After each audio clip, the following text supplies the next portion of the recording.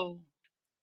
What's up? You are listening to Her in the Huddle on WOVU and 95.9 FM. This is your girl, Rachel Hill, the First Lady of Sports, and it is a victory day. You could have had a victory Friday, but it is a victory Monday for us here at WOVU. You know, we talk sports Monday through Wednesday, so we're going to be giving our Browns analysis. But first, I got to announce my co-host, Miss Cleveland Kate. Cleveland Kate, what's up with you? How you doing? Hey, girl, it's absolutely Victory Monday. Oh, it's Victory Monday, not Victory Friday? I had both. Okay, because I was about to say, what we got to come up with a different name because Victory Monday. No, I'm good. Has its own designation. Huh? Do you know what tomorrow is? Tomorrow's Tuesday. Yeah, it's Victory Tuesday. Victory Tuesday. But what about what Wednesday is? But I feel like it should be called something different on Fridays when you win on Thursday nights. You know, I'll check into that. I messaged the guys over at the Cleveland Clothing Company because they made that Victory Monday mug I have. And I'm like, I'm gonna need something Everybody for Friday. They're like, we're working on it. Yeah, who is harassing you? Monday night. I should have come down to the studio today, but it's raining pretty bad out here. They trying to show you that they're here. That is DJ Chris Styles and Eric Nolan. So they bring Eric and Chris Styles back. I'll show them a little something. Oh my God. She said, Eric, she said, nobody's watching. Everyone's listening. Nobody's watching us on StreamYard. I know she. That's what I like to hear. Yes. If George is watching, then I'm probably in trouble. But other than that, we're good. If who watching? George. Oh. Hold on, let me check the chat on StreamYard. She got freebies. She got do not go to jail card. That's what I know. Who, me? What'd you say, Kate? I'm sorry, I had to cut your mic off for a second. Who says I get who said I get a get out of jail free card? DJ Chris Styles said that's on him. You gotta get out of jail free card on him. All right, cool. Thank you, babe. Yeah. So how you feeling? How was your weekend? My weekend was great. It was great. It was weird. So we went to the football game together Thursday night. Had a great time. Stayed for the whole game. Yes. People who know me know that my phone's usually dead by the end of the third quarter, and I make my husband leave so I can charge the phone and start tweeting again and listen to Jim Donovan and Doug Deacon on the radio for the fourth quarter on my way home. And I can usually get home in time for the 2-minute warning because there's not as much traffic at that point. But we stayed for the whole game. It was awesome. And then Saturday, the Buckeyes just took it to Indiana. Now, I know Indiana is a basketball school, but if they're going to put a football team on the field, they're going to have to take their punishment. And they did. So that was just a nice, relaxing Buckeyes, the way Buckeyes need to be game. I'm sure DJ Chris Styles will have some criticism about the way they played. But Sunday was weird because it's still weird for me. I don't know, maybe not so much on a bye week, but when the Browns don't play on Sunday, like my whole Sunday is all about what time do the Browns play? What do I got to do before I can sit and watch the football game? What am I going to do after? What other games am I going to get to see? I got the Red Zone channel this year, and then I paid big money for NFL Game Pass, so I can watch any game I want. And it was just weird to not schedule around the Browns on Sunday. Yeah, it was like a different kind of lifestyle. And then we only have one Monday night football game, which I'm kind of surprised of, how well we did last year. We was only awarded with one. But, one of that might be the reason being was that the NFL, when they award us, a lot of nighttime games, after, we haven't had a ton of great seasons, but when the Browns did, they were rewarded with nighttime games. And unfortunately, they flopped in those big times. So they took them away. But, I think we had some success and we looked like a team that was going to sustain that success going into this year. So I wonder why we was only given one Monday night football game. I'm not too thrilled. Well, but we're on the list of flex. We've got a couple that could end up getting flexed. I believe that second Baltimore game. So we got Baltimore and then the bye week, and then we have Baltimore again. And I think that second Baltimore game is on the flex list. And then it might be the last game of the year. It's either Cincinnati or Pittsburgh at the end of the year is also. So that could end up being like the 8:20 game on Sunday night. And I'd be okay with that.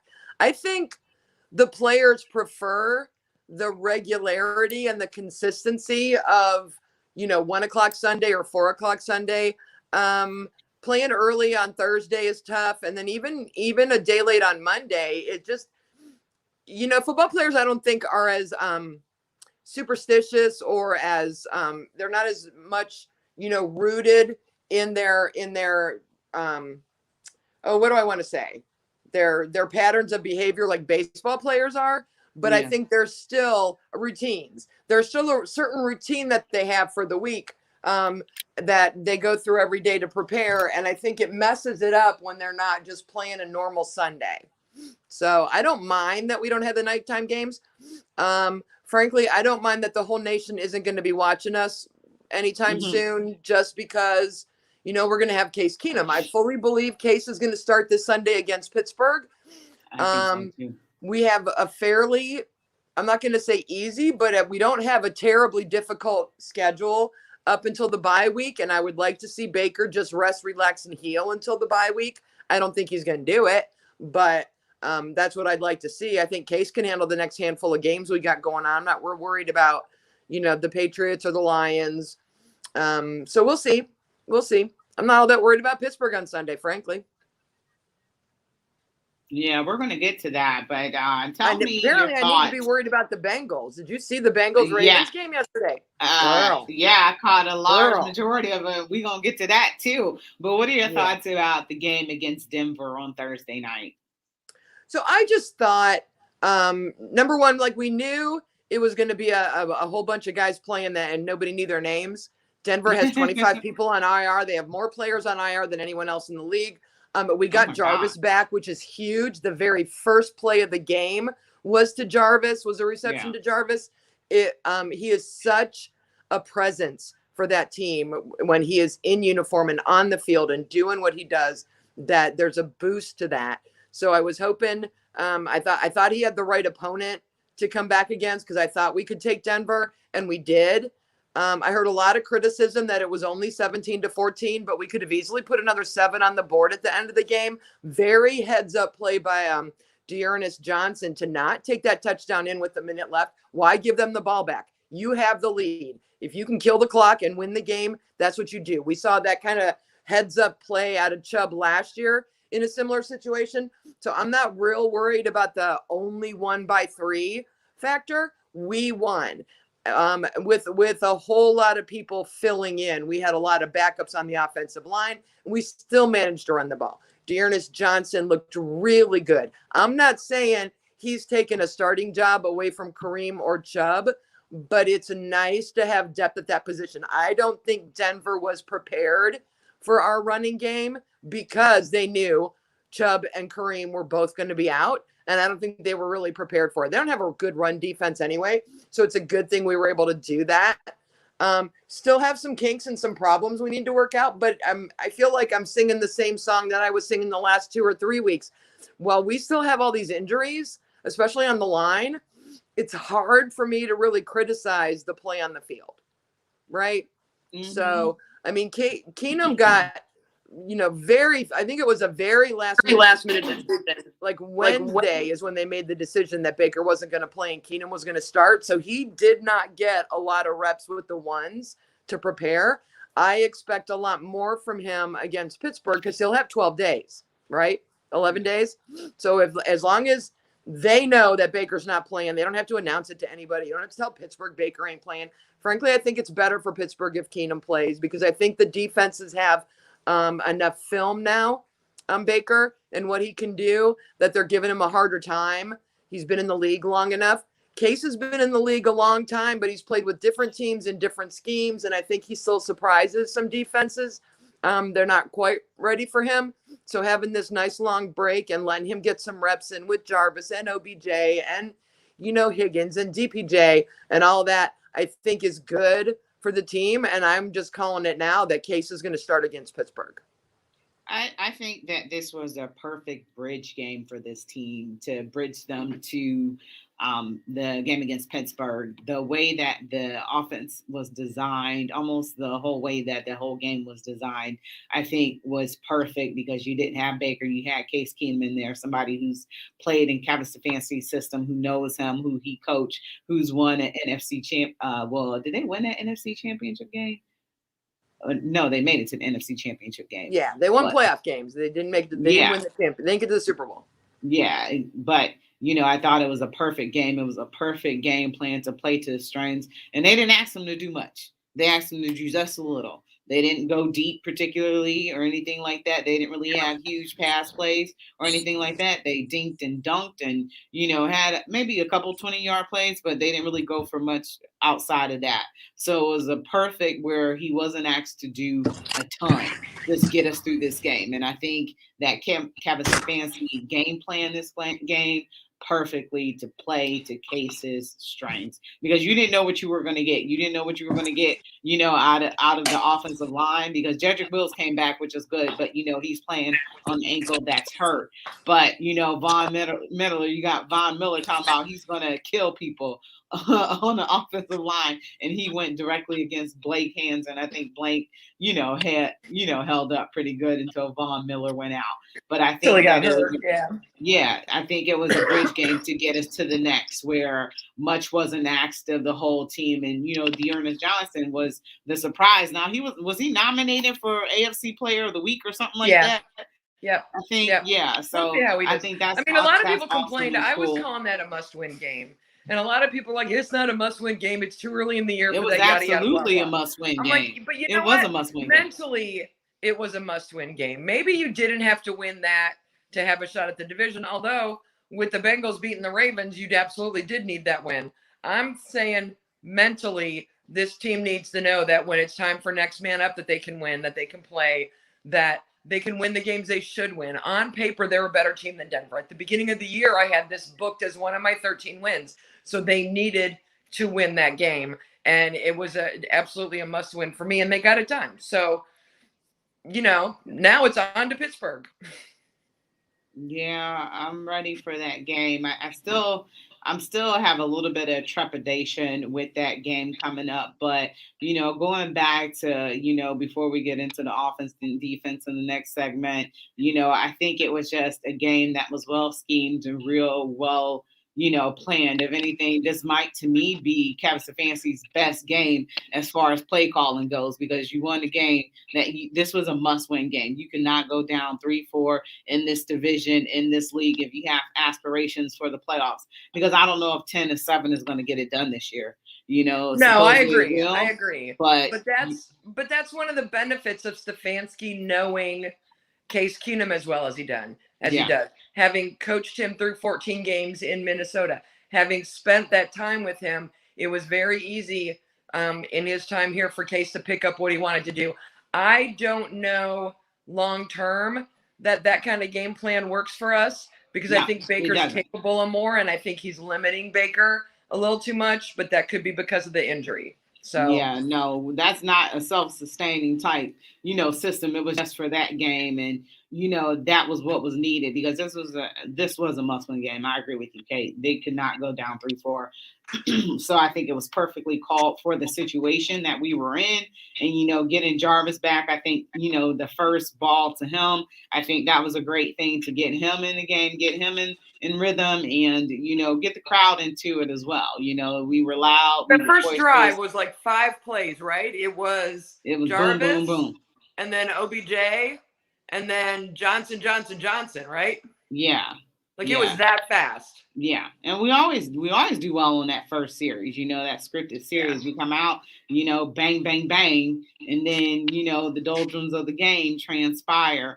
But we're going to take a quick break really quickly. We'll be right back. You're listening to Her in the Huddle on WOVU and 95.9 FM. We'll be right back.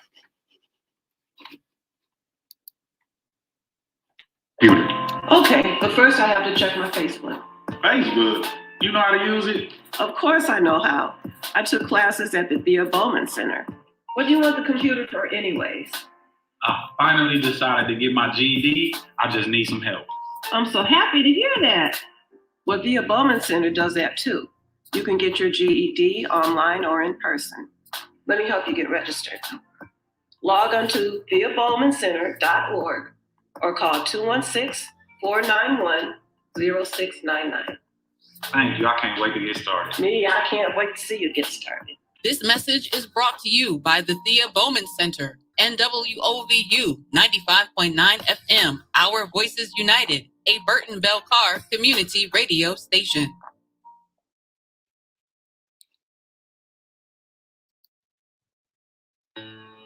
Welcome back to Her in the Huddle with Rachel Hill, the First Lady of Sports. All right, welcome back to Her and Huddle, WOVU and 95.9 FM. This is your girl, Rachel Hill, the First Lady of Sports. I'm here with Cleveland Kate, and you can always give us a call at 216-271-0959. You can listen to us online at WOVU.org. And don't forget to download that WOVU app so you can listen to us on the go and listen to your favorite personalities. And you can also watch us live on StreamYard on Facebook. So you got us up right now. Kate, I don't know if you can see any comments. If you see any comments, can you please read them? Because I cannot see them. But yeah. George, you know our friend George is checking in. He says, evening there, ladies. You're looking great on a 50-inch TV. So there you go, George, with the soft flex. Thank you, George. You got a 50-inch TV. When are you going to invite me to come to your house and watch games? George is one of our biggest supporters. We appreciate George. I don't hear my invitation. Oh, it'll be coming soon. He just has to type it.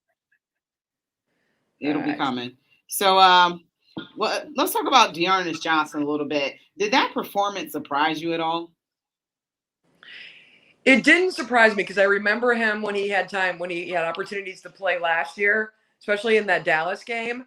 So I knew he was capable of this, but I wasn't sure where he was at in his progression as an NFL player. And it's hard to do that because, you know, when you're sitting behind Chubb and Hunt, no matter what running scenario there is, those two gentlemen have enough tools that they're the right one you want to pull out when you want to do this, that, or the other. So we haven't really needed him. He hasn't had an opportunity, and he really made the most of his opportunity. Plus, he's just adorable. Did you see the press conference where someone mentioned that LeBron James tweeted about him? And he went total fanboy. It was so cute. I'm like, dude, you did good. I'm hoping.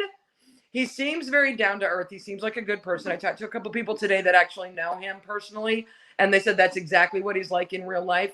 Because what you don't want is a player like the player whose name I will not mention from Ohio State, who got mad that he wasn't getting enough playing time and threw in his gloves and went in the locker room and went home. I don't think Johnson will be that way. I think he will take whatever reps they give him, and then he will go back to doing what he's doing and being ready. I think that was a quote from Case Keenum that applies to an awful lot of the guys that played on Thursday night. You don't have to get ready if you stay ready. And clearly, Dearness Johnson has been staying ready and just waiting for his opportunity to get in there and make a splash. And I think he did that. And I don't think it's a matter of the defense not having film on him or not being prepared for him. I think it's easier to prepare for a running back or even a wide receiver tight end than it is for a quarterback. It's a very different preparation process from a defensive standpoint. So I don't think it's that. I think he's just that good. A couple of those moves he made, I wished I was at home so that I could rewind the DVR and watch him again because I couldn't believe what I was seeing. He's just really good. And frankly, if we get Chubb and Kareem back and they're healthy this year, if he's done nothing else, he has absolutely increased his stock as a trade option to somebody else who needs a running back because he should be starting somewhere in the league. He just has the unlucky problem of being on a team that's got amazing depth at that position. Well, yeah, he kind of showed out in the preseason as well. So you saw that, you know, when you go 3-4 deep and we were running our preseason games, you saw the potential that he had as well as the rest of the team, you know, had. So that next man mentality, you know, stay ready. So, you know, got to get ready. It shows. And also, you know, you got to give a big shout out to that, you know, offensive line and their run, you know, offense and the ability of those guards to pull. You know, that's why these offensive linemen, they get gifts at the end of the year from these running backs, because without these offensive linemen and the way that they're pulling for the run offense, you know, it wouldn't be possible. So I think you guys are you old enough to remember those old commercials with Dan Marino? What were they about? Used to do at Christmas. he would do isotoner leather glove commercials, and he would give these expensive gloves to all the members of his offensive line for protecting them all year. It was probably late 80s. They were the best commercials. They were hilarious. Were isotoners really that expensive though? Back in the day, they were like, I don't know that they were expensive, but they were a name brand, and we were very into our name brands in the 80s, girl. I remember isotoner. I don't know, because I probably wasn't paying attention to football that much at that time. But yeah, I remember isotoner. You're a baseball girl. I remember the ice. I wasn't paying attention to baseball at that time either, though. I wasn't paying attention to any sports really. I was like 10 in the 8, like I keep forgetting you're young.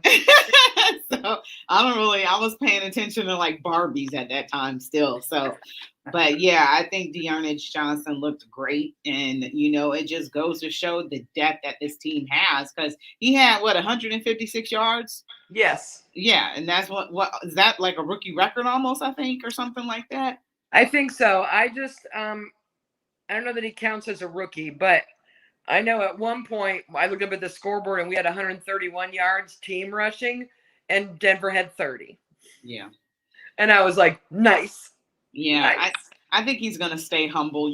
His background, he worked on the fishing boat prior to being in the league, and he DM'd all of those AFL teams asking for a tryout. So I don't think he's going to change. I think he's going to continue to stay humble, which is a good thing, and just, be ready and willing for his next opportunity. And I think it's coming. Like you said, he could be a trade asset. He could be starting on somebody else's team. But, you look at how everything worked together for him to be able to accomplish that. And like I said, this was just one of the most perfect games, and it was called perfectly. I can't say enough. Usually I'm always complaining kind of about the games that he called, but I just think that this was just a perfect game to me. And for frankly, this victory. They may pay him to stay here, Rachel. Running backs are very fragile, and you get injuries and you're out. And especially, you think, oh, well, we're running a 2-back system, right? So if Chubb gets hurt, we got Hunt. If Hunt gets hurt, we got Chubb. Now they're both hurt. And it really opens up your offense to know that if you lose those two, you have a third one who can come in and get the job done all by himself. And that's what he did. And so he may very well have earned himself, a contract for next year. Not at Chubb or Hunt money, but certainly $4 or $5 million. He'll take that. Let's see how he does a couple more games, and if he can stay healthy, there's a lot to be said for having that kind of player on your roster and keeping him. Yeah, I'll take. Especially with the offense that Stefanski wants to run, because clearly he don't want to throw the 60-yard bombs, and he wants to keep this as a run first offense, and he's keeping everything short and with 20-yard stuff and keeping it close. So if he's going to focus on that aspect of the game, then you've got to have another option at running back. He game plans for Hail Marys. They need to do more tip drills. Is all I'm saying. Still need to work on the tip drills, gentlemen. Oh God, that was so crazy when he said that. It actually worked though. Everything they game plan actually worked in the Cardinals game. So I'll give them that. Defensively, they didn't give up anything. They didn't really give up any big plays. A couple 20-yard plays, but they didn't really give up any big plays. Sutton had a couple that I wasn't happy with the coverage on, but it was still an improvement. We didn't give up 40 points, right? We gave up 14. Yeah. I can live with that. Yeah. I can live with 14. Yeah, bend but don't break. And because my theory when it comes to math, my magic number is 21. If you can hold them under 21 or you can score more than 21, you should be able to win that game. We didn't get to 21, but we could have, and we didn't let them get to 21. So, I don't know. I'm eating Cheetos while I'm talking on the radio. That's probably bad form, but I'm hungry. Yeah, because I'm like, what is she opening up? Oh my God. Kate, I love my cheesy poofs. Do you eat Flamin' Hot Cheetos too? No. I don't do Flamin' Hot nothing. No. I don't like the hot and spicy. So yeah, defense did a good job. So they kept them below because I don't eat anything spicy. I can't even complain about special teams this week, Rachel. Oh, my boy J.D. Gillen kicked the ball pretty well the couple times he had to punt. I got no complaints. Yeah, I don't. And we did have a field goal blocked, but I don't blame that on Chase either. Chase hit 2. Yeah. I guess I kind of didn't really, understand all the hate for Jamie Gillian, that was going on, because they brought in two punters, to try out for punting the week before last. So I'm like, what is he doing? That's all that wrong, Well, I was one of the people hating on him because if you look at the league, he was 28th out of 32 teams for average distance of his punts. But you can't, shame on me. I'm a numbers girl. I love my stats. You can't just look at that because you can get a much higher average yards per punt number when your team sucks and you're kicking from your own 20.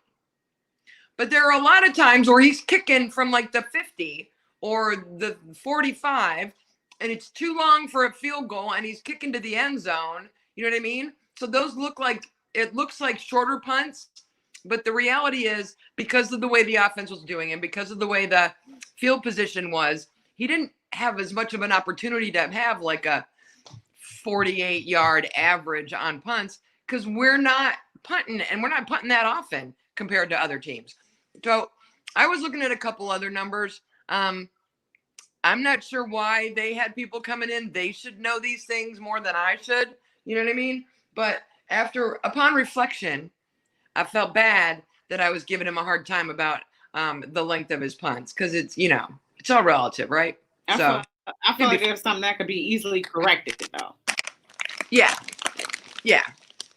And it looked like he had made those corrections against Denver, and he will continue to get better. Maybe he was just going through a slump, and obviously you don't want your punter going into a slump because you want him to put you in the best position possible, put your defense in the best position possible. But I feel like, he has been an excellent punter for the whole time he's been in the league. So something is going on, but it looks like he's got it corrected and, he'll continue to get better. That's the way I look at it with him. I love him as a punter. Well, yeah, we won't talk about that very first punt of the year. Yeah, that one doesn't count. That was rust in preseason, and we won't talk about that one. That's not typical of him, so that's why it was so surprising and shocking, and kind of how he reacted after he dropped it. They still said he had enough time to punt. In those game situations when you got people trying to tackle you, which you ain't used to. I probably would be kind of nervous and might overthink it too, but. I'm glad that special teams, held up and, we had a kick block, but it didn't, cause us to lose the game. So that's a good thing. So we're going to go ahead and take another break. We're going to be right back. You're listening to Her in the Huddle on WOVU 95.9 FM. We will be right back.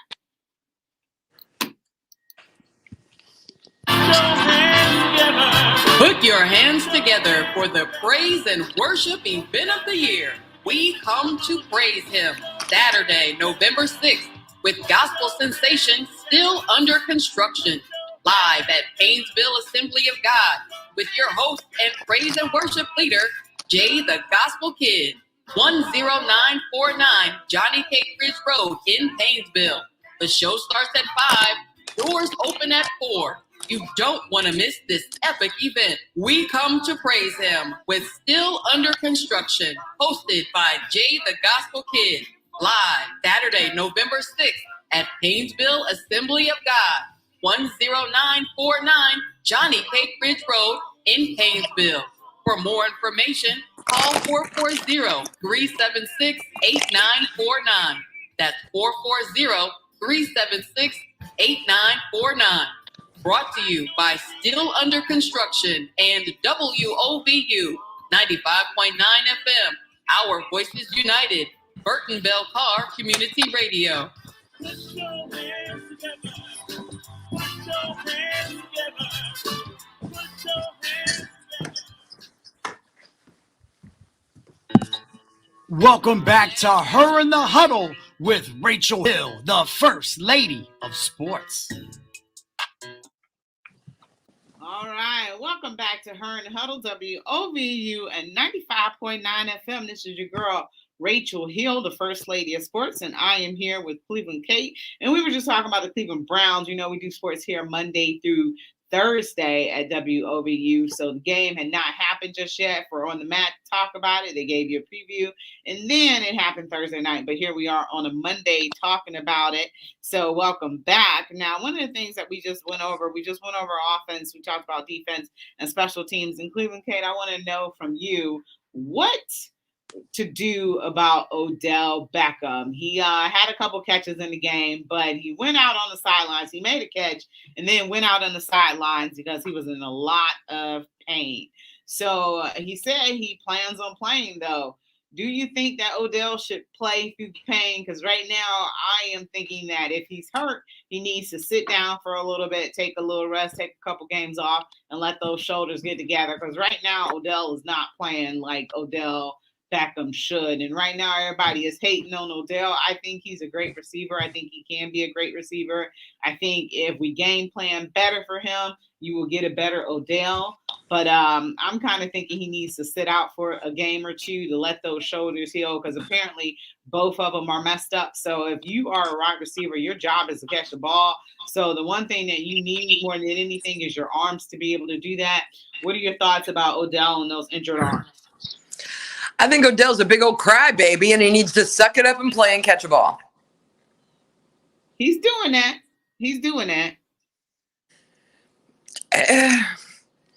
I thought he played better Thursday, even with the excuses. I mean, I thought the couple that he missed were harder ones to catch. They weren't as infuriating as some of the ones, especially in that Cardinals game, where he got hit right in the damn hands, right in the center of the numbers, and couldn't bring it in. So I thought Thursday was a little better. He did make some catches that were important, kept the ball moving, kept the chains going. So I thought he played well Thursday. But Friday, I didn't want to hear him whining about how he don't feel good.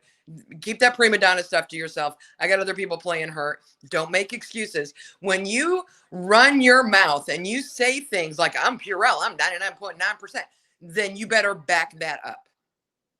Right? Yeah. And he is not backing it up. He needs to back it up. I think even if he's a little hurt and sore, he's got 12 days to get right for Pittsburgh. And I think the key is what you said. Stefanski needs to game plan for the routes that Odell can run comfortably and catch run. You have him run the long ones, but you have him run those with no intention of actually throwing him the ball. Mm-hmm. You have plays scripted where he's the decoy to get the defense moving. To him and Schwartz need to be running some more of these long patterns and back that defense up, because they're not at all concerned, because we don't do it, that Baker's going to throw over 20 yards. So they're keeping it in close. We've done really well by taking advantage of the tight ends. It's another thing that we did last week against Denver that I thought was a very well game planned, because Denver has not been good against when it comes to tight ends versus wide receivers this year. Their coverage is better on the wide receivers than the tight ends. So we did a nice job of getting Hooper and Bryant and Njoku involved in that on Thursday. So I think you're going to see more of that coming up, because Pittsburgh's not good with the tight ends either. Their secondary is a hot mess. But I think we're not stretching the field enough. And you're going to eventually come up against Cincinnati and Baltimore. And even Detroit, who may be 0-7, they've been in these games. They've lost like 3 or 4 of their games this year by less than 3 points. This is not this is a team that if they're, God forbid, winless by the time we get to them, it's going to be on. So you have to find a way to stretch that defense out to give your bread and butter, your running backs, room to move. And right now they can just stay bunched up within 20 yards and they don't have to worry about anything else. So OBJ and Schwartz, I'm repeating myself, need to start decoying and running deep. And maybe on a couple first downs, you throw to them. You have them run a sideline route. You throw to the sideline shoulder so that there's no chance of it being intercepted. But it's enough to set the defense back on its heels a little bit. And frankly, tire them out. It is tiring if you're a safety or a corner to have to run 40 yards after somebody, and then you don't even get the ball, so then you got to get back to the line. Well, what about Odell having to run and not even get the ball? I know Odell probably tired too. You ain't nothing but a glorified track star at this point. Right. So let's tire out the defense, and then you can do some of those, the screens, the short crossing routes that are only 10 yards out, and get some yardage on those, because those guys are tired from hoofing it after OBJ and Schwartz all afternoon. Yeah. That's the game plan from Cleveland Kate. Why can't you ever game plan and use Jarvis as a decoy on a couple plays so Odell can, go across the middle a little bit or something? Both, because you can line them both up on the. I put them both up on the top side and send one long and one. At one point they break. I'd have them high five each other. One of them runs straight for the end zone. The other one cuts across left, and we'll see what happens. Hey, Freddie Henderson's checking in the chat room. Hey, Freddie. I like to say hi to people that are chatting with us today. What up, Freddie? What Freddie say? I know he just says, "What's up?" I was about to say, tell him Caleb in the chat room. Tell him Caleb backstage. Oh, Caleb's backstage? Yeah. All right. But yeah, I don't see why they don't run Jarvis as a decoy for Odell a couple times to get Odell in that game, especially early in these games. I don't feel like it can hurt you at all. And to get him going and get him in that rhythm and get him and Baker going. Well, I don't know who's going to be playing next week, but yeah, but I feel like Baker and Jarvis have a connection. They do, but you can build one with Odell and work on building one with Odell. Right, and Case hit all of them on Thursday. He hit TPJ until he got hurt. I'm hearing he'll be back Sunday, so that's good. But Case spread that ball around very nicely, so he hasn't really zeroed in on that one receiver that he's got, the connection with. We'll see maybe this week that we will. All right, we got Jay in the chat. What's going on, y'all? They just need to get Odell going early on. Absolutely right. Mm-hmm. He got the second play this week, and he did fine until he either hurt himself or whatever happened. I think this week the focus really was on Jarvis and proving to not only Jarvis, but the rest of the team, the fans, and the defense that he was fine. He was healthy. He was back. He was ready to go. And he looked I didn't notice anything in the game Thursday that made me worry that Jarvis came back too soon, right? So I was very happy with that. I think he is, and maybe that's a little bit of it for OBJ. I don't know. They're tight. They're really good friends, but I think for all of their career together, even back when they were at LSU, OBJ was 1, Jarvis was 2, and Jarvis is clearly the number 1 on this team. When he is in, he's the number 1. Hey, Caleb. Hey, guys. Glad to be back. Wait, can you guys hear me, actually? Yeah, we can hear you. All right, cool. Okay, finish up what you were saying. I'm saying I shouldn't be eating Cheetos. Yeah, you really shouldn't, because they're getting picked up. Sorry. I couldn't help it. I thought Caleb was going to, say hello or something. Yeah, I just didn't want to cut you off right there. You were mid-sentence, but I agree with most of what you guys are saying. It's tough to watch Odell right now just because I personally actually disagree with you, Cleveland Kid. I think he should just kind of sit out for a little bit if he's going to keep playing, like this. Because Odell, when he's healthy, he's arguably a top 10 receiver in the league. So if he's dropping the ball, I'm sure something has to actually be wrong. And I know that Jarvis has done a great job of coming in with this culture of, if you're not injured, play. And, there's a difference between being injured and being hurt. But right now, absolutely. I might have to put on a t-shirt or a coffee cup or something. No, I have no problem with OBJ sitting if it's a matter of getting himself right, either physically or in his head. Because I get what you're saying. I want him to just suck it up and deal and play. But I get what you're saying. If whatever's wrong with him, again, if it's just mentally in his head or if it's physically, whatever's wrong with him is hurting this team in situations where we need somebody to catch a ball, and it ain't him. And if I got to pick the top 5 people I'm going to throw a ball to because I need 5 yards, I need whatever I need on this team, it still ain't him. So maybe you're right. Maybe he does need to just sit and figure out what he wants to be when he grows up and then come back when he's ready. Yeah, man, time is flying by. It is 6:41, and we still got the AFC North to talk about and still Ohio State. So let's just go ahead and get into it before we go into break. Is Cincinnati the team that everybody needs to be worried about in the AFC North and not the Baltimore Ravens right now? I still think it's a toss-up right now, but yesterday the Baltimore Ravens got shellacked by the Cincinnati Bengals. And I think the Cincinnati Bengals was trying to tell everybody they are ready too. They not as bad as everybody think they are.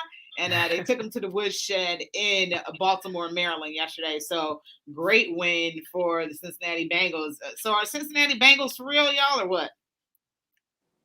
I think they're good. I think they're better than we thought they'd be. Bringing in Jamar Chase was huge. You don't know how that's going to work out. There were 3 or 4 teams this year who, in the draft, picked up a wide receiver from the same college their quarterback came from, because there's quite a few quarterbacks that have been struggling. And so they got him a little help, a little whoopee, a little comfort blanket. And I think bringing in Jamar Chase to help out Joe Burrow was a genius. You just didn't know how it was going to work. So I think Cincinnati is finally getting there. My thing is, though, just because they shellacked the Ravens don't mean that they're better than the Ravens. They caught the Ravens on the right day. On any given Sunday, anybody can win. Look at what the Cardinals did to us. I think the Cardinals are a good team, but I don't think they're a 7-0 team. They've had some lucky breaks come their way. So I think in the long run, there's too much experience and veteran leadership in Baltimore for them to just hand the crown of the AFC North over to Cincinnati. I feel like Cincinnati's going to come down to earth in the next few weeks, hopefully, after they play us and we womp on them a little bit, because I'm crossing my fingers that that's going to happen. But they are definitely better than I expected them to be this year, because they've never shown me in the last 5 or 6 years, they haven't shown me they know how to improve. Caleb. Yeah, I definitely agree. I didn't think they were going to be this good at all. But obviously, when you win 41-17 against the Ravens, who going into yesterday, everybody probably thought was the best team, at least one of the top 5 teams in the NFL. I mean, they made their point. Like you said, Jamar Chase is incredible. So mad because I traded him away from my fantasy team before the season started for Justin Jefferson. That was a mistake, but I mean, that's neither here nor there, because they're just so, you didn't know how it was going to work out, especially with that offensive line. But the offensive line has stepped up. They've had a solid defense up to this point. I still think the Ravens are the better team in the AFC North. I still think they're the team to beat. But I thought Cincinnati was for sure going to be the worst team in our division this year. And obviously they're 5-2 right now. They've completely shocked me. So when we play them week 9, because we have the Steelers this coming week and then Cincy after, I think that'll really show us what we're made of. And hopefully Baker will be back for that game. I still believe in 6. I think he'll, that'll definitely help us a lot in terms of him versus Case Keenum going out there. But yeah, they're definitely legit. Rachel, we got a comment from George in the chat room, and he's absolutely right. Cincinnati has not beaten an opponent at home that's over 500 on their record. So, we're back to what Caleb said. Baltimore is still the team to beat in this division. I did not expect Pittsburgh to be at the bottom of the division. Not going to say I'm happy. I mean, not going to say it makes me unhappy, because it makes me very happy, because I'm cold like that. I think it's better in general for the NFL when divisions like the AFC North are good, when people want to watch the games, when there's compelling reasons to watch the Bengals play football. I'm sure a lot of people saw the Bengals Ravens on their TV schedule and were like, yeah, that game's going to be a beatdown. And it was, but it wasn't the beatdown they were expecting. And I'm guessing there were quite a few people who in the second half, after they're probably watching, Green Bay and Tampa Bay or whoever that was playing, watching the halftime report, and they're like, wait, what? Cincinnati's beat. Oh, I got to go watch that game for that, and flipping channels to tune in to see that happen. So I think it's good for football. There's a couple divisions like ours that I think when there's more evenness, more on the line, when there's really not that one team, that 0-7 team or 1-6 team, when you've got good competition, I think it's better for the NFL in general. And it's so unique to this sport of football, the way a team can turn it around like that. So I just think it's fun. I think it's fun. And we got division games coming up. And I like that we're finally getting to see Pittsburgh and then see Cincinnati and really test ourselves against our division. Yeah, because this Pittsburgh game is a huge game, and I almost feel like it's a must win. I know it's not a must win, but I feel like it's a must win to kind of establish yourself. And you don't want to drop down to the bottom of the division because Pittsburgh had a bye week, so technically they're still in last place right now. They're at 3-3. But I'm like, if you lose to Pittsburgh, you're definitely going to drop down to the last in the division, and you just can't do that. Got a comment in the chat room from Joyce. Hey, Joyce.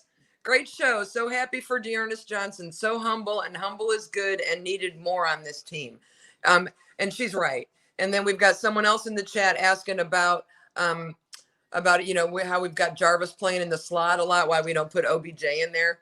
Yeah. You and I were talking about that during the game. We were trying to figure, or Marshawn and I were talking about it. Marshawn's like, why ain't he lined up in the slot? I'm like, I don't know. Apparently that's where Jarvis lives now. Ain't nobody else allowed to be in there, because I wondered why he would put OBJ in there.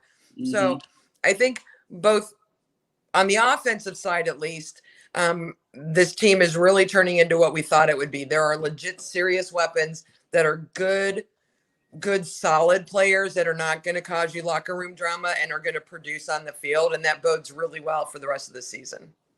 All right, we got to take a quick break. You're listening to Her in the Huddle on WOVU 95.9 FM. We'll be right back.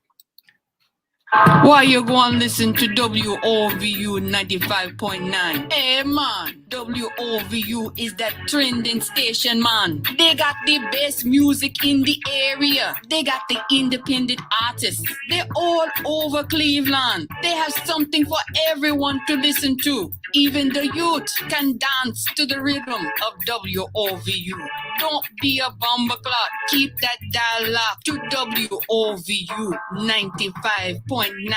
The best station in the area. Check it.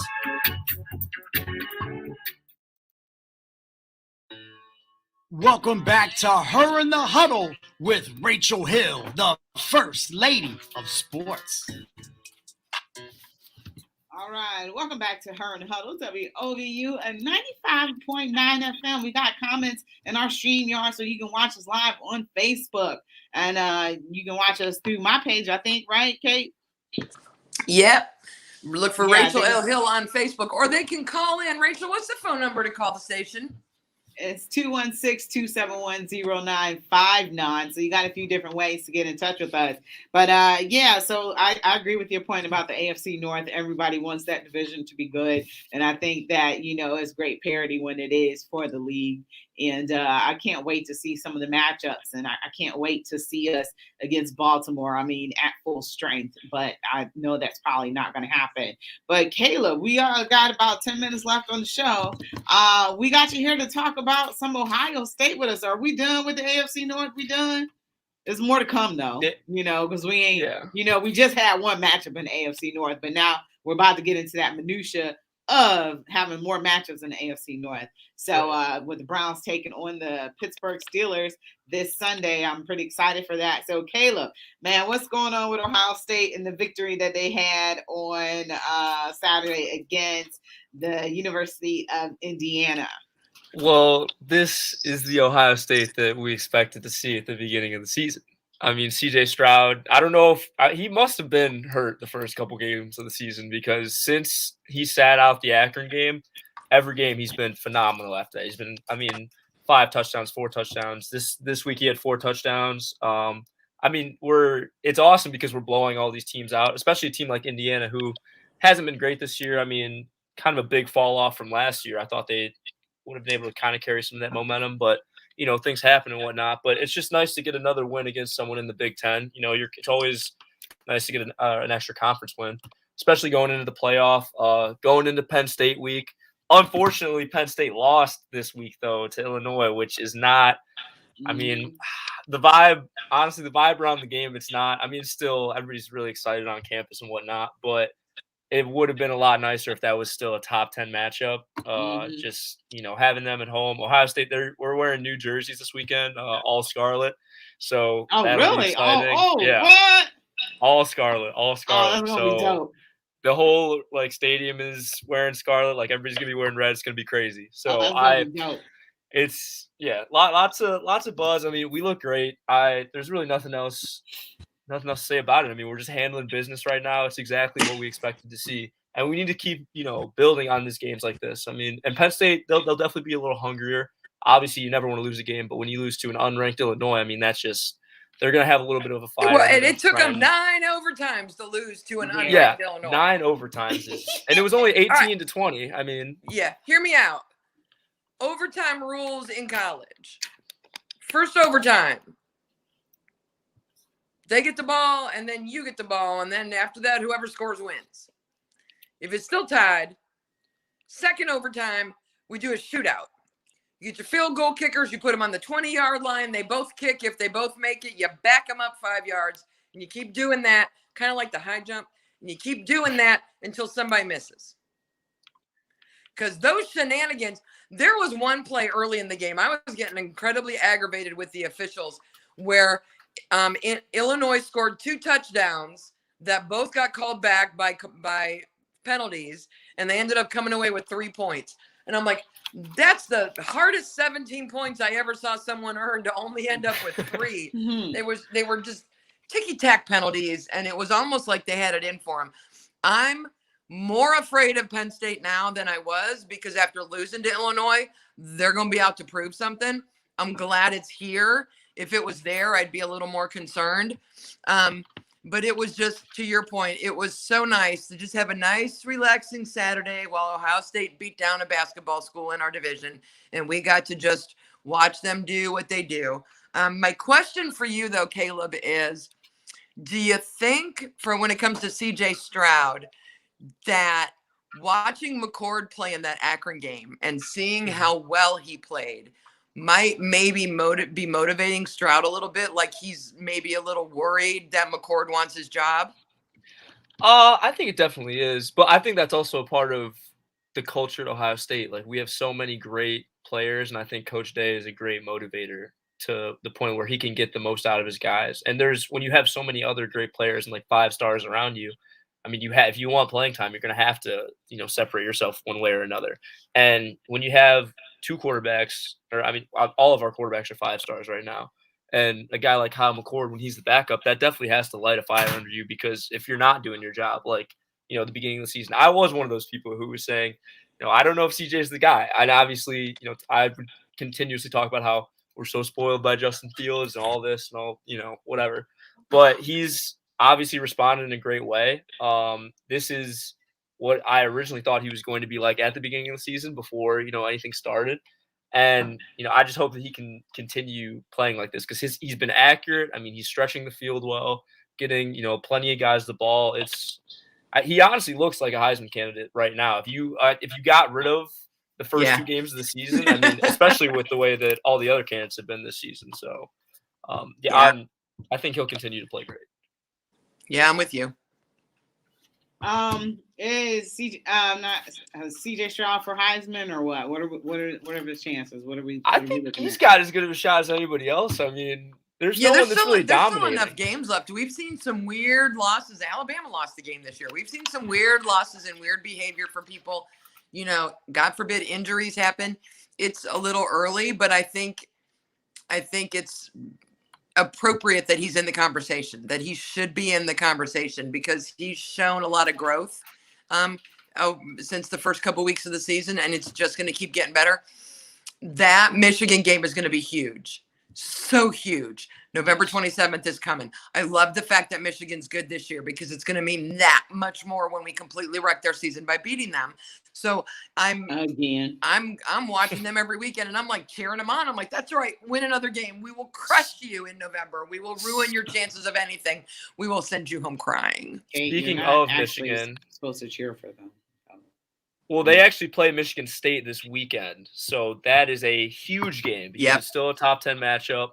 I mean, obviously, it doesn't really matter who wins. They're both our rivals. So, and we play both of them on the schedule. So that's good chance to watch some of that whenever the Buckeyes aren't playing. So because this Penn State game was flexed to nighttime, right? Yes, it was supposed to be at a different time, and it was flexed. I mean, after they lost and but you know what? IU has played spoiler plenty of times before. Remember Rashard Mendenhall when his knee was really down and they gave him the touchdown to beat Ohio State. Oh, yeah. So Illinois has played spoiler, so it's not surprising. But I'm like 9 overtime, give it a rest. I just think it should be like the old football overtime, first score, gets it, kick off and, you flip a coin, you kick off and you go. I don't like the overtime rules. I think they're stupid and a waste of time. But I'm excited about, in Purdue. We have to worry about Purdue. That's always a trap game for us, too. It is. Leading up to Michigan State and I don't Michigan. understand how. We've always found a way to have problems with Purdue over the past couple always years. A trap Purdue game. and Wisconsin, in if my memory serves, maybe over the last 5-10 years, those are the teams that seem to come out of nowhere and have their best game against us and just give us a hard time. I don't know if Michigan can get past Michigan State this weekend. Sparty's tough. When they want to be Michigan's rival, they know it's us, but they want it to be them. So I don't know if they can get past them. But George in the chat room pointed out that we're talking a lot about the Buckeye offense, but you know what? He's right. That Buckeye defense has been a lot better since the second week of the year. The first couple weeks were rough.